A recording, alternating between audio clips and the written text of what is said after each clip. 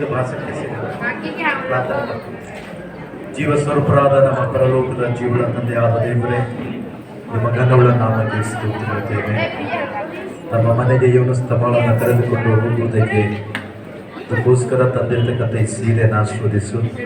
ಪ್ರೀತಿಯಿಂದ ತಂದಿರುವಾಗ ನಿನ್ನ ಮಗಳು ಕೂಡ ಪ್ರೀತಿಯನ್ನು ಸ್ವೀಕರಿಸಿಕೊಳ್ಳು. ಯೇಸುವಿನ ನಾಮದಲ್ಲಿ ಬೇಡುತ್ತೇವೆ ಕರ್ತನೇ, ಆಮೆನ್.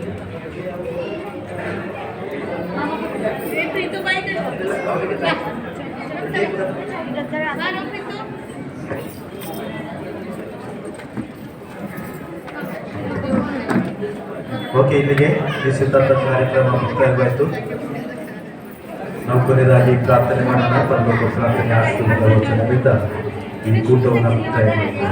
ಪ್ರಾರ್ಥನೆ ಮಾಡುವ ಎಲ್ಲವರ ದಾನಗಳಿಗೆ ಮೂಲ ಕಾರಣರಾದ ನಮ್ಮ ಸ್ವರ್ಗೀಯ ತಂದೆಯಾದ ದೇವರೇ, ನಿಮ್ಮ ಘನವಾದ ನಾಮಕ್ಕೆ ಸ್ತೋತ್ರ.